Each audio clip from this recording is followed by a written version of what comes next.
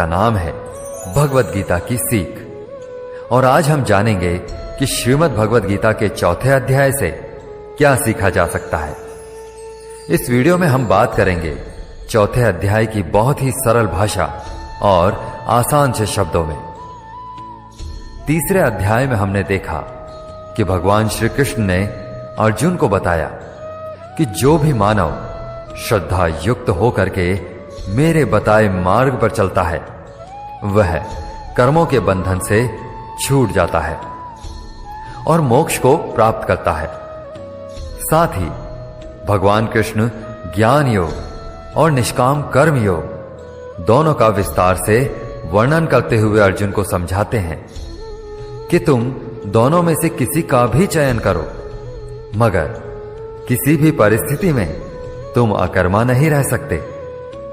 अर्थात अपने मन पर नियंत्रण करके कर्म तो तुम्हें हर हाल में करना ही होगा।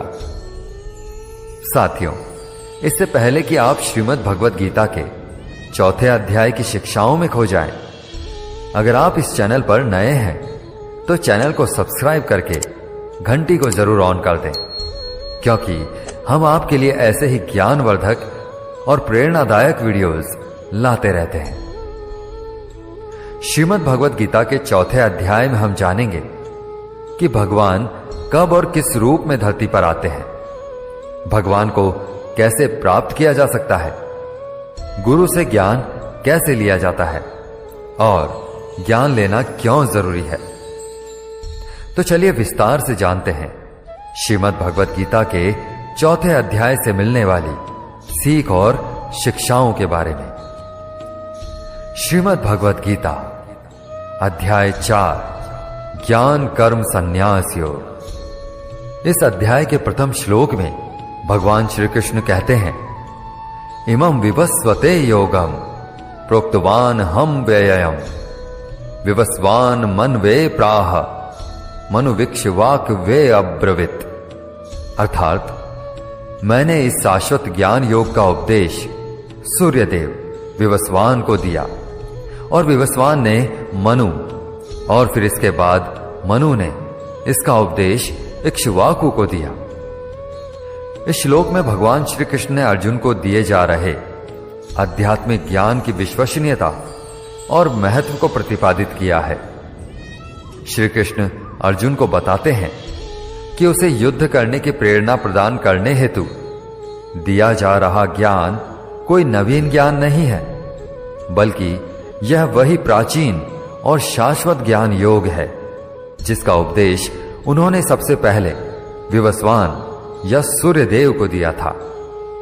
फिर सूर्य देवता ने इस ज्ञान का उपदेश सृष्टि के प्रथम मानव मनु को, और फिर बाद में मनु ने इसे सूर्यवंश के पहले राजा इक्ष्वाकु को दिया। आगे श्री कृष्ण अर्जुन को बताते हैं कि इस लौकिक जगत की प्रकृति इस प्रकार की है कि काल कर्म के साथ यह ज्ञान विलुप्त हो गया। उसी प्राचीन गूढ़ योग ज्ञान को आज मैं तुम्हारे सम्मुख प्रकट कर रहा हूं, क्योंकि तुम मेरे मित्र एवं मेरे भक्त हो, इसलिए तुम इस दिव्य ज्ञान को समझ सकते हो। अर्जुन ने भगवान को अपना मित्र मानकर उनकी आराधना की और इसलिए श्री कृष्ण उसे अपना परम मित्र और भक्त कहते हैं। हृदय में श्रद्धा और भक्ति के बिना कोई भी श्रीमद् भगवद गीता के दिव्य ज्ञान को ग्रहण नहीं कर सकता। अतः इसे समझने के लिए सच्ची श्रद्धा और भक्ति आवश्यक है। भगवान श्री कृष्ण की इस बात को सुनकर अर्जुन के मन में संशय उत्पन्न होता है और वे श्री कृष्ण से कहते हैं, अपरम भवतो जन्म परम जन्म विवस्वतः कथमेत दिव्य जानीयाम त्वमादौ प्रोक्तवान इति।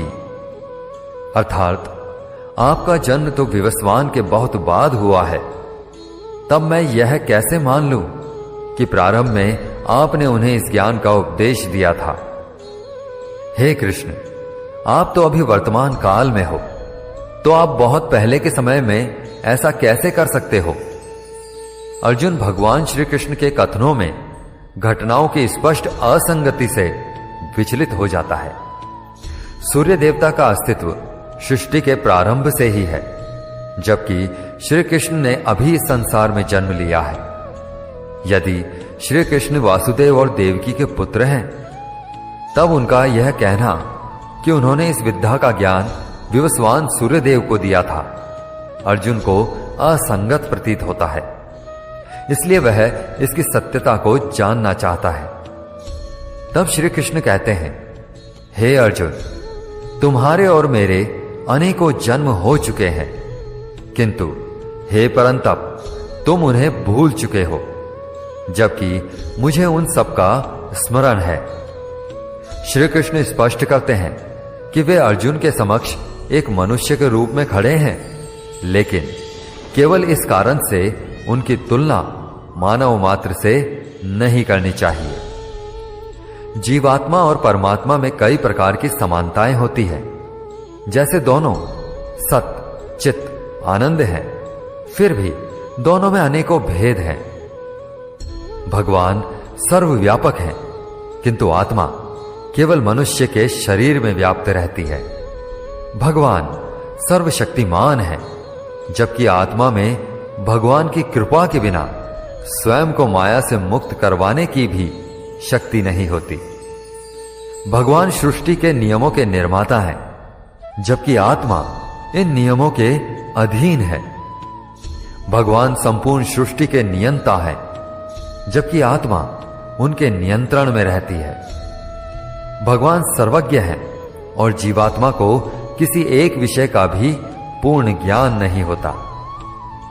भगवान श्री कृष्ण जीवात्मा और भगवान के बीच भेद को समझाते हुए कहते हैं कि यद्यपि वे इस संसार में अनेकों बार अवतार लेते हैं, तथापि वे सदैव सर्वज्ञ रहते हैं, ना कि जीवात्मा के समान जिसका ज्ञान सीमित होता है।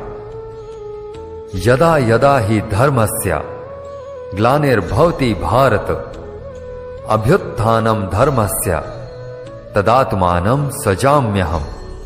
अर्थात जब जब धरती पर धर्म का पतन और अधर्म में वृद्धि होती है, तब उस समय मैं पृथ्वी पर अवतार लेता हूं। वस्तुतः धर्म एक नियत कर्म है जो हमारे आध्यात्मिक उत्थान और हमारी उन्नति में सहायक होता है, और धर्म के प्रतिकूल आचरण को ही अधर्म कहा जाता है। जब धरती पर अधर्म प्रबल हो जाता है, तब संसार के सृष्टिकर्ता प्रकट होकर अधर्म का विनाश कर धर्म की पुनर्स्थापना करते हैं। इस प्रकार से भगवान के प्रकट होने को अवतार कहा जाता है। इस प्रकार भगवान श्री कृष्ण अपने अवतार रूप में प्रकट होने के 3 कारण बताते हैं। पहला, दुष्टों और अधर्म के विनाश के लिए। दूसरा, भक्तों के उद्धार के लिए। और तीसरा, धर्म की पुनर्स्थापना के लिए। श्री कृष्ण कहते हैं, जिस तरह से कोई शिष्य मुझे बहुत प्रेम करता है, उसी प्रकार से मैं भी अपने शिष्यों से बहुत प्रेम करता हूं। जिस भाव से लोग मेरी शरण ग्रहण करते हैं, उसी भाव के अनुरूप मैं उन्हें फल देता हूं। मनुष्यों के गुणों और कर्मों के अनुसार मेरे द्वारा 4 वर्णों की रचना की गई है। यद्यपि मैं इस व्यवस्था का रचयिता हूं, किंतु तुम मुझे अकर्ता और अविनाशी ही मानो। मैंने भले ही इस संसार को बनाया है, लेकिन मैं फिर भी यह नहीं सोचता कि यह मैंने बनाया है। इसलिए मनुष्य को भी कर्म करते समय यह नहीं सोचना चाहिए कि मैं कर रहा हूं। जो मनुष्य किसी भी कर्म के फल और सुख दुख से परे होकर के कर्म करता है, वही सबसे अच्छा होता है। जिसको अपने शरीर पर कोई घमंड नहीं होता और जो अपने मन और इंद्रियों को वश में रखता है, वही मनुष्यों में सबसे ऊंचा है। हे अर्जुन, जो मनुष्य इस धरती पर खुश नहीं रह पाता, वह परलोक में भी खुश नहीं होता। इसलिए किसी भी मनुष्य को अपने गुरु को पहचान करके, अपनी इंद्रियों को जीतकर, अपना लालच छोड़कर गुरु की सेवा करके उनसे वह ज्ञान सीखना चाहिए जिससे बड़े बड़े पापी भी मेरी शरण में आ जाते हैं। जिस तरह से आग सूखी लकड़ियों को जलाकर राख कर देती है, उसी तरह से गुरु से सीखा हुआ ज्ञान भी हर अज्ञान को मिटा देता है। हमेशा कर्म करने वाला और हमेशा मुझ में श्रद्धा रखने वाला ही मुझको प्राप्त कर पाता है। इसलिए जिसने भी कर्म योग से सभी कर्मों को खुद को कर्ता ना मानते हुए परमात्मा को अर्पण कर दिए हैं, ऐसे मनुष्य को उसके कर्म कभी नहीं बांधते। इसलिए हे अर्जुन, तू भी मेरे इस दिए हुए ज्ञान से यह समझ कि कर्म तू नहीं बल्कि मैं कर रहा हूं। अतः तुम्हारे हृदय में अज्ञानतावश जो भी संदेह उत्पन्न हुए हैं, उन्हें ज्ञान रूपी शस्त्र से काट दो। हे भरतवंशी अर्जुन, स्वयं को योग में निष्ठ करो, उठो, खड़े हो जाओ और युद्ध करो। दोस्तों, इस चौथे अध्याय में यह साफ कहा गया है कि जब भी धरती पर मानवता का नाश होता है और लोगों में नकारात्मक ऊर्जा बढ़ने लगती है, तब तब भगवान किसी भी रूप में आकर धर्म को फिर से स्थापित करते हैं। इसमें यह भी बताया गया है कि अगर किसी से आपको कुछ सीखना है तो सबसे पहले आपके मन में उसके प्रति आदर और सम्मान होना चाहिए। कोई लालच नहीं होना चाहिए और बुरी भावना भी नहीं होनी चाहिए। पूरा ज्ञान लेना और सीखना हमारे लिए क्यों जरूरी है? क्योंकि हम चाहे किसी भी क्षेत्र से संबंध रखते हो, यह एक स्वाभाविक सी बात है कि हमें उस क्षेत्र के गुरुओं से ज्ञान तो लेना ही पड़ेगा। और ज्ञान ही ऐसा तरीका है जो इस जीवन में हमें हमारे लक्ष्य से और इस जीवन के बाद हमें परमात्मा से मिला सकता है। साथियों, उम्मीद है आपको श्रीमद् भगवद गीता के चौथे अध्याय की ये सरल व्याख्या जरूर पसंद आई होगी और आपको इससे बहुत कुछ सीखने को मिला होगा। वीडियो को लाइक करके कमेंट में जय श्री राधे कृष्ण लिखना ना भूलें। अगर इस वीडियो में मुझसे कोई त्रुटि रह गई हो तो मैं क्षमा प्रार्थी हूं। मिलते हैं जल्द ही श्रीमद् भगवद गीता के 5वें अध्याय की आसान और सरल व्याख्या के साथ। तब तक के लिए खुश रहें, मुस्कुराते रहें। जय श्री राधे कृष्ण।